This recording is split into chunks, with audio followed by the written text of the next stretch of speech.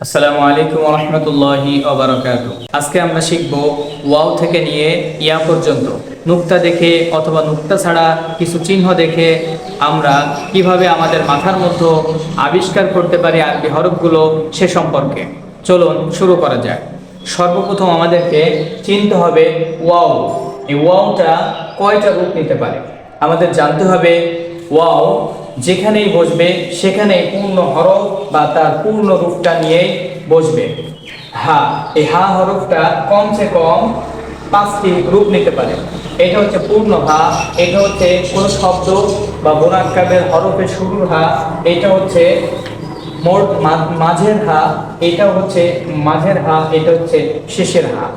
এই 5টি হরফের নামই হচ্ছে হা, যা আমাদের চিনে রাখা খুব প্রয়োজন। এরপরের হরফ হচ্ছে হামজা। হামজা যেখানেই বসবে তার পূর্ণ রূপ নিয়ে বসবে। হামজা যেখানেই বসবে তার পূর্ণ রূপ অনুসরণ করে বসবে। এই হরফের নাম হচ্ছে ইয়া। পূর্ণ ইয়া এমন হতে পারে নুক্তা ছাড়া, নিচে 2 নুক্তা, এই হরফের নাম হচ্ছে ইয়া। সুতরাং এক দাঁতের নিচে যদি 2 নুক্তা থাকে তাহলে সেই হরফের নাম হবে ইয়া।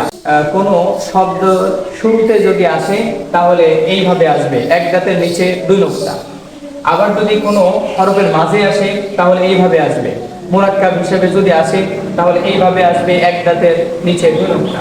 এই হরফের নাম হচ্ছে ইয়া, এটার নাম ইয়া, এটার নাম ইয়া। এখন চলুন আমরা নিচের লাইনটাকে একটু দেখে নেই। এই হরফের নাম হচ্ছে হা। কেন হলো? কারণ আমরা দেখেছি যে হা হচ্ছে মোট 5 রকম হয়। তার মধ্যে এই যে কোনো শব্দের শুরুতে যে হাটা আসে এইটা 2 নম্বরে, আর এখানেও সেইটা হুবহু মিলে যাচ্ছে। সুতরাং এই হরফের নাম হচ্ছে হা, এইটার নাম হচ্ছে ইয়া। কেন হলো?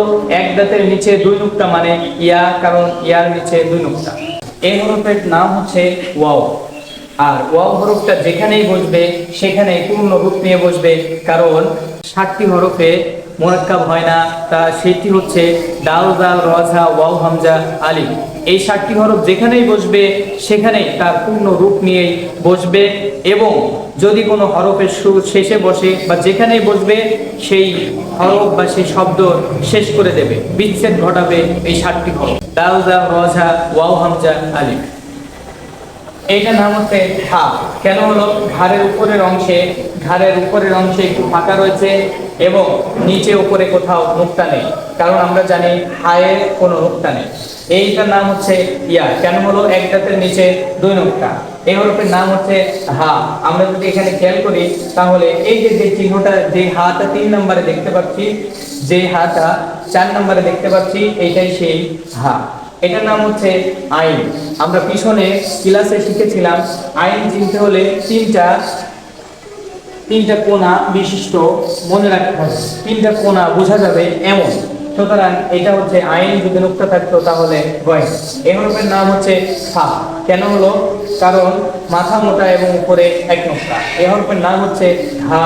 এই যে আমরা যে 5টা দেখছি তার লাস্টের যে হা, এটা হচ্ছে কোনো শব্দের শেষের হা। এরপরে এই হরফের নাম হচ্ছে শিন। শিন কেন হলো?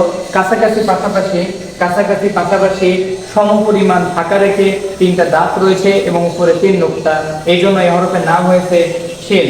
এটার নাম হচ্ছে ইয়া, কারণ আমরা পড়েছিলাম ইয়ার নিচে 2 নুক্তা। এই 5টি হরফ আমরা একটু খেয়াল করব এবং দেখব যে এই 5টি হরফ এই উপরের ক্লাস অনুযায়ী আছে কিনা এবং আমরা এই হরফগুলো চিনতে পারছি কিনা।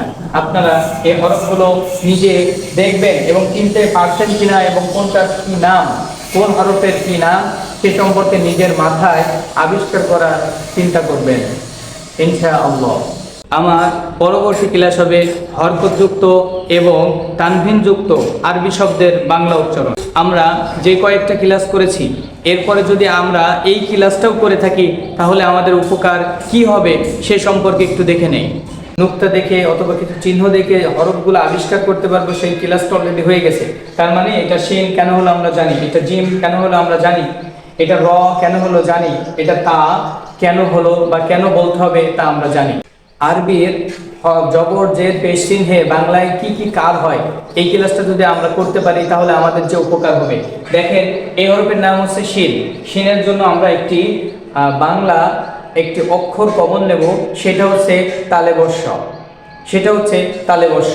এখন জবরের জন্য আমরা একটি আকার নিলাম, জিমের জন্য আমরা একটি বাংলা অক্ষরের বর্গীয় জ কমন নিলাম, জবরের জন্য আকার। এরপরে হরফ হচ্ছে র, রর জন্য আরবি রয়ের জন্য বাংলাতে আমরা একটি বাংলা অক্ষরের মধ্যে আমরা একটি র কে কমন নিলাম। এখন এই জবরের জন্য আকার আসলো না কেন, এটা যদি আমরা ক্লাস করি তাহলে আমরা খুব ভালো করে বুঝতে পারবো যে আরবিতে জবর চিহ্নে বাংলায় কয়টি হরফে আকার আসে না, সেটাও আমরা এই ক্লাসের মধ্যেই জানতে পারবো। সুতরাং এই জন্য এই হরফটা র এর জন্য আমরা এখানে জবরের আকার আনি নাই। আরবিতে এই হরফের নাম হচ্ছে তা, এবং বাংলায় আমরা অক্ষরে একটু কমন নিলাম, সেটা হচ্ছে ত।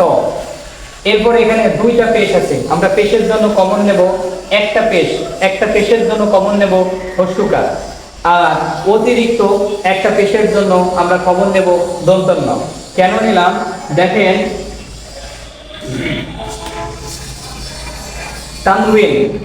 তানবিন নুনে সাকিন যজমালা নুনকে বলে, তানবিন দুই জবর দুইটা দুই দেশকে তানবিন বলে। তার মানে অতিরিক্ত এক জবর, অতিরিক্ত এক দেশ, অতিরিক্ত এক পেশ থাকা মানে সেখানে নুন সাকিন আছে। আর নুন সাকিনের জন্য আমরা যখন দন্তন্য কমন নেব তখন এমনিতেই আমাদের বাংলায় উচ্চারণ সঠিক হয়ে যাবে। যেমন একটি পেশের জন্য আমরা হস্যকার নেব। কেন পেশের জন্য হস্যকার হয়? পেশের জন্য আরবিতে পেশ চিহ্নে বাংলায় হস্যকার হয়, এই জন্য আমরা হস্যকার নেব। অতিরিক্ত আরেকটা পেশ যেহেতু আমরা দেখতে পাচ্ছি, ওই অতিরিক্ত পেশের জন্য আমরা একটা দন্তন্য দেব। যদি আমরা একটি দন্তন্য নেই তাহলে আমাদের হিসাবে কি হলো দেখেন, সাজা রতুন, সাজা রতুন, শিন জবর সা, শিন জবর সা, জিম জবর যা, সাজা, র জবর র, র জবর র, তা দুই পেশ তুন, সাজা রতুন। হরকতযুক্ত অথবা তানবিনযুক্ত, হরকতযুক্ত এবং তানবিনযুক্ত আরবি হরফের বাংলা উচ্চারণ কি হয়, এই ক্লাসটা যদি আমরা করতে পারি বা করি তাহলে এন টোটালি আমি মনে করি আমাদের আরবি পড়াটা অত্যন্ত সহজ হয়ে যাবে। এবং যারা আরবি খুব ভালো পড়তে পারেন না কিন্তু বানান পারেন, তারা যদি আমার এই নিয়মটাকে অনুসরণ করেন তাহলে স্পষ্ট করে সুন্দর করে আপনি তৈরি করতে পারবেন এখানে কি লেখা আছে এবং সহি শুদ্ধভাবে। এজন্য আমি মনে করি আমার এই ক্লাসটা সবার জন্যই অত্যন্ত গুরুত্বপূর্ণ। আজকের মতো বিদায়, ফি আমানিল্লাহ, দেখা হবে পরবর্তী ক্লাসে ইনশাআল্লাহ।